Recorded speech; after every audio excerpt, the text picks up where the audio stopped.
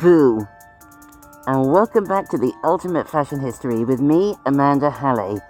This mask is suffocating and it's really scary, so I'm going to take it off.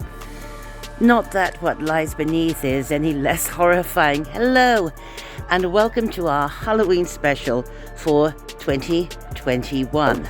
I'm excited, this is lighthearted, and some of the stuff is really scary, so don't have nightmares.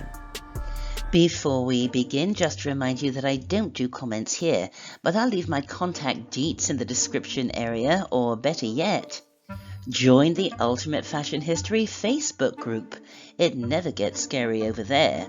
Right, okay, let's jump on our broomsticks or creak open our coffins and take a look at 100 years of Halloween. And just to be clear, this episode isn't on the history of Halloween, which is ancient and can trace its roots back thousands of years to the Neolithic festival of Samhain. So we won't be talking about stuff like this, we'll be talking about stuff like this. Good old-fashioned North American Halloween, an event which does not have very ancient roots. In fact, we've only really been enjoying it since the turn of the last century. But why did we suddenly start celebrating Halloween the way that we do? And where did this quintessentially North American approach to the festival come from? Canada, at least according to the research that I've done for this episode. Evidently, the North American tradition of doing costumes and going trick-or-treating all started in Canada in the second half of the 19th century with Scottish and Irish immigrants, who revived the time-honored practice of guising, in which groups of people dressed in costumes and went from house to house, acting out sketches or skits or singing songs for some sort of reward, coins or food or drink, and this really was the genesis of North American trick-or-treating. In fact, the first mention of trick-or-treating in the press can be found in Canada. From this newspaper dating from 1898, the young people of Vancouver have inaugurated an innovation in the manner of celebrating Halloween night. It is that of paying friendly visits to the residents while disguised. The habit, if properly followed out and observed, is a harmless one. Everywhere they were warmly received and hospitably treated. Cute, right? And by the 1900s, this tradition, which was really something of a novelty at this point, a brand new fad, had made it to the USA. But what did people wear when out and about trick-or-treating? Homemade costumes, cobbled together from old clothes, often worn with quite horrifying papier-mâché masks. And these are really scary, horrifying actually, which of course was the point of Halloween costumes. They were supposed to be scary, ghosts and ghouls and skeletons, but we'll see how this would change under the delightfully crushing influence of pop culture. I mean, talk about scary. Look at this kid in the front. He's like the mini-me to Leatherface. Yet some of these early homemade costumes were absolutely beautiful. Let me show you some surviving examples, which are stunning. And these come from this fantastic book called Dressed for Thrills, 100 Years of Halloween Costumes and Masquerade by Phyllis Galembo and others, including Valerie Steele. So we know we're in good hands. I'm not sure if it's still in print, but I snagged a second-hand copy from Amazon. And what I love about this book is that surviving historic Halloween costumes are photographed on actual children, which really brings these costumes to life. I mean, look at this beautiful dress from the turn of the century, made of linen with gold paper stars to represent Lady Liberty. I'd wear this as an evening gown. And look at this beautifully crafted Pierrette costume. All of this homemade and found in the wild, and I'm so glad these costumes exist, as they really give us an idea of just how much talent the home seamstress had at the turn of the century. And some of these early non-commercial costumes were really impressive. The trend for these huge papier-mâché heads inspired by carnival heads continuing well into the 1930s. Yet, although at the very start of the 20th century, Halloween was purely a do-it-yourself affair in terms of costumes and decor, that would not last long, and of course, people continued to, and still continue to, cobble together their own Halloween costumes. But in this episode, I really want to speak to the commercial costume manufacturers who sprang up in the 20th century and revolutionized our approach to Halloween. The commercial potential for this one-night event was just too huge to ignore, and one of the first companies to jump on this spooky money spinner was paper product and party supplier Denison's, who began publishing the Denison's Bogey books in 1909, which were full of hints and tips on how to make paper costumes and Halloween decorations, and they manufactured die-cut decorations and cards and Halloween-inspired placeholders too. And here are some of them, and these images come courtesy of a lovely gentleman called Mark, who is a very serious Halloween scholar, collector and author, and he runs the website halloweencollector.com. I'll leave a link. He is also the author of Vintage Halloween Collectibles, a beautiful book for the serious collector. I learned so much from Mark's website, and thank you, Mark, for allowing me to share some of your treasures in this episode. When you see these fabulous images from one of Denison's Bogey books with costume ideas for a chic Jazz Age Halloween party, isn't this a beautiful illustration? And look at this, yes, we have all the typical Halloween costumes represented here, anachronistic witches and jesters and pirates, but we can date this based on silhouette and the fashion aesthetic, can't we?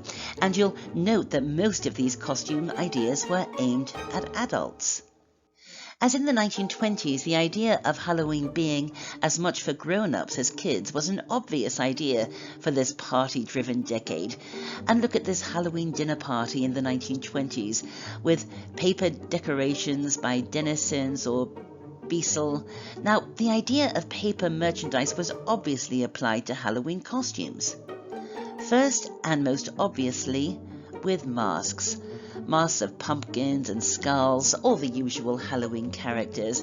And this was good news for mums, because if your kids wanted to jump on this new craze of trick-or-treating, just give them a cardboard mask and they were good to go. No fuss, no rummaging about in the attic to find old clothes to cobble together a costume. The commercialization of Halloween was an absolute gift to parents. And take a look at these early 20th century kids in identical paper masks. Wow. I haven't seen anything quite so disturbing since I accidentally watched Sarlo a few years ago. This is the stuff of nightmares. But very quickly, manufacturers in the Halloween game realized that they could apply the paper they've been using for masks to entire costumes, like here. And by showing this image, I mean no offense to the Wicca community. I know this cliched view of witches is entirely inaccurate, but I wanted you to look at these paper dresses. Once worn, thrown away, which makes them highly collectible if you happen to come across one. And look at these wonderful paper dresses with their drop waistlines, Polynesian-style grass skirts made of paper ribbons. It's Paul Poiret en papier, n'est-ce pas? I love these. Anyway, things may have continued as they had been, with either do-it-yourself or paper costumes that pulled from the pantheon of traditional Halloween signifiers, black cats, skeletons, witches, devils, with the addition of hobos and pirates. But then came along two big game changers in the world of Halloween. Collegeville in 1927 and Ben Cooper Inc. in 1937. Interestingly, Ben Cooper had been a costume designer for the Ziegfeld Follies and for the Cotton Club, and there was also Hulko, who did a similar thing. These kings of Halloween costumes absolutely revolutionized our approach to dressing up. Well, what did they do to move the Halloween costume goalposts? Well, it's kind of genius, really. Complete Halloween costumes, all boxed up and incredibly inexpensive, made up of a plastic mask and some sort of loose-fitting outfit, which at the start of the concept was made of cloth, which is how Collegeville got into the Halloween bracket in the first place. They were a flag manufacturer and used the offcuts to make the Halloween costumes, but by the time we get into the 60s, the outfit was made of cheap plastic and often featured the character of the mask, lest there be any confusion. Other toy manufacturers picked up on this idea, and so was born that quintessentially and instantly recognizable North American Halloween chic of the 50s to the 80s. But what's interesting is how Collegeville and Ben Cooper, by the way, people call Ben Cooper the Halston of Halloween. I love that. Way back in the 1930s, they realized that Halloween wasn't going to all be about witches and warlocks and devils and black cats. It was going to be about pop culture. Children flocking to the cinema and then to their TVs wanted their Halloween costumes to reflect what they saw on both the big and then the small screens, which is where the franchise wars kicked in. As you can see here, Collegeville got Warner Brothers and Looney Tunes, and here's Bugs Bunny with this little Bugs Bunny jumpsuit that features a picture of Bugs Bunny, lest there be any mistake that the Bugs Bunny of the mask is a different rabbit. But then Ben Cooper got the biggie: Disney. Yet with all of these franchises, something sort of creepy happened when a character went from the screen to Halloween.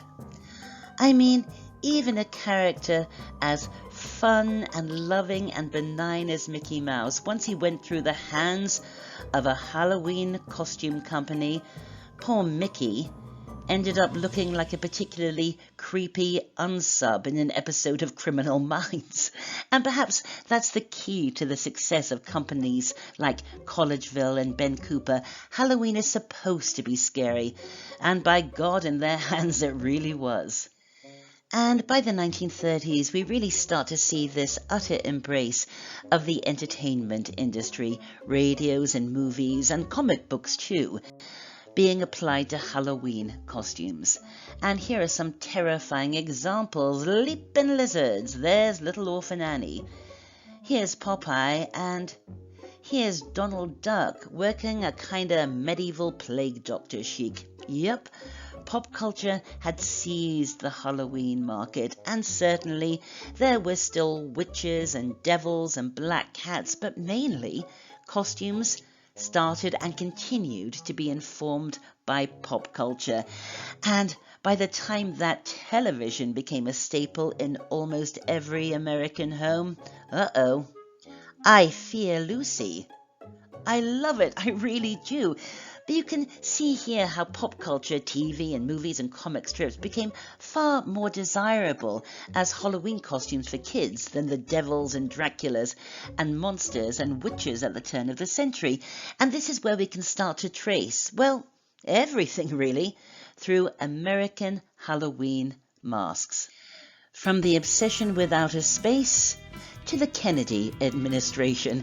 If Ben Cooper or Collegeville could make a mask out of it, all bets were off. They were so in tune with the zeitgeist. Beatniks? You got 'em, Daddy-O. And you remember that mid-century obsession with Paris? Trick or treat or turning tricks in this Parisian streetwalker costume. Remember when Cleopatra was the big hot movie of the year? Look at this, I love it, because it's cleverly just shy of actually looking like Elizabeth Taylor, even though it's supposed to, so no litigation needed. British invasion? Oh, you betcha. John, Paul, George, Ringo. Oh God, I think we need to unpack these bad boys. John, Paul, oh, poor George, a little trampled on. And Ringo, these are horrifying. And another friend on the UFH observed that it was the empty eyes that added to just how scary these masks actually were. I was desperate to find a photo of a kid actually wearing one of these beetle masks, and I found one on BuzzFeed or somewhere. So if you think the masks are scary, wait till you see them on a kid. It's fantastic. And I love that sort of Lord John candy striped jacket effect on the plastic outfit. And none of this would stop in the 70s. In fact, all of this would peak in the 70s. Welcome back, Cotter. Seriously though, this mask is instantly and absolutely recognizable as John Travolta, isn't it? But of course, I'm going pure Villechaize on this one. You know how much I love Hervé Villechaize. I love this outfit so much, particularly because there is a picture of Hervé Villechaize with the words Fantasy Island on the plastic tunic, just in case there's any doubt. Going back to my own childhood obsessions, my other childhood obsessions, I love this. A gorilla soldier from Planet of the Apes, and this costume comes courtesy of a lovely chap called Rich, who kindly shared many of his fabulous collection with me. I wish I had time to show more. Okay, I understand why kids might want to dress up as Tattoo from Fantasy Island, or indeed a gorilla soldier from Planet of the Apes, but did anyone really want to dress up for Halloween as Robert Blake, as TV detective Beretta? Beretta? Really? Actually, Robert Blake's real life story took a pretty scary turn, didn't it? Let's keep it more wholesome with Starsky and Hutch. Not a cultural moment was missed. The bicentennial? Collegeville had it covered with its 1776 range. Gee, Mom, for Halloween this year, I want to go as a Hessian foot soldier with a life-threatening head wound. The following year, though, Ben Cooper played the shrewdest hand of all time when the company secured the franchise to Star Wars, which really speaks to the fact that these Halloween costume companies were also fabulous trend forecasters, because to hit the Halloween market, costumes had to be designed and produced in January and February. So these costume companies had to be aware of all the new movies, TV shows, and comic books well in advance, get the artwork, secure the franchise, and Ben Cooper's instincts were genius in terms of sensing that this sort of underground little sci-fi movie would capture the entire world when it debuted in 1977. And by October, every single kid in the country wanted to trick and treat as Luke Skywalker or Darth Vader or Princess Leia or C-3PO. And on top of the iconic neon colours and strangely attractive ghoulish features, there was a lot of real innovation in some of this stuff. Ben Cooper leading the way with masks that were flocked, masks that had real hair, and his famous flick and trick range with masks that lit up thanks to a little battery pack. Collegeville launched their Reflector Light range of masks and costumes that had light reflecting features. And I love this. I don't know who this mask is supposed to represent other than me. I think if I was a Halloween mask, I would be the Collegeville Reflector Light Blonde Floozy. Weird, creepy, fun, surreal. The classic American Halloween costumes have an aesthetic all of their own, don't they? Garish and gaudy, candy-coloured plastic, who doesn't love that? But it's really when you see these costumes on actual kids that the magic happens. This photo is doing the rounds on websites like Click America. I think that's where I found it. We've got Holly Hobbit, Casper the Friendly Ghost, Chewbacca, of course, a sort of bird-like skeletal character, and on the far right, Darth Vader. I think this photo might actually date from the early 1980s, because I have a feeling that the guy in the Stetson in the center might be channeling his inner JR. This was all the golden age of American Halloween merchandising. But it came to a rather abrupt end, and because of an event that was truly terrifying and truly tragic. The Chicago Tylenol murders of 1982, I'm sure you all know about this terrible event. A crazy person who has never been discovered or apprehended tampered with over-the-counter Tylenol capsules, replacing the medicine with potassium cyanide. A total of 7 people died in the Chicago area. I know it says 5 here, but 2 more would die after this headline, including sadly a 12-year-old girl.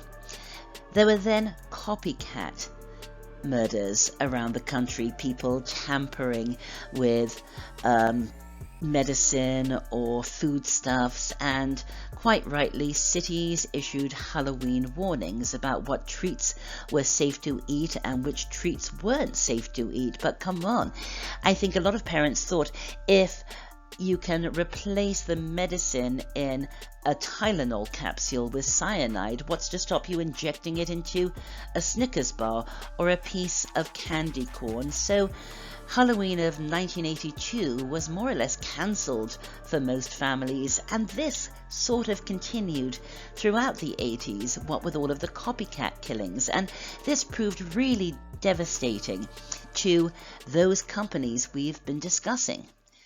By the 90s, Halloween had bounced back, with costumes taking an ironic tone that poked fun at pop culture and popular products. There were also a lot of costumes inspired by the horror movie franchises of the era.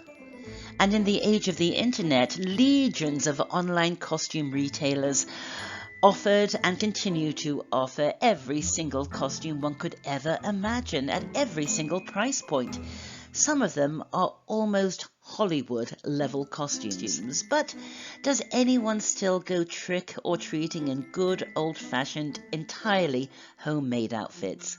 Well, UFH Facebook group member Alta's lovely daughter created her very own Halloween look when she was a little younger, complete with this absolutely incredible sort of Tim Burton-inspired makeup, an evil pixie, if ever there was one, and although not every single element was homemade, I was really chuffed with the costume I rustled up for Annabelle a couple of years ago, at the height of her steampunk phase. Well, there really wasn't any trick-or-treating last year, was there, because of COVID, and there certainly weren't any Halloween parties, so no real reason to dress up. What will happen this year? I don't know. And I can't gauge the general feeling about Halloween in 2021. Yet, 2021 will go down in my Halloween history as the first time I have ever bought a Halloween mask, which I only bought for the intro to this episode, so what has become of it? I made it part of my Halloween decor. By day, it has this sort of kitsch camp John Waters vibe, but at night, Ed Gein realism. It's so ghoulish. Well, I hope you enjoyed that episode. I had great fun putting it together. I'll be back very soon with more on the ultimate fashion history. So until then, have a very happy, fun, ghoulish, and safe Halloween with nothing but treats, no tricks. Thanks for watching. Bye for now.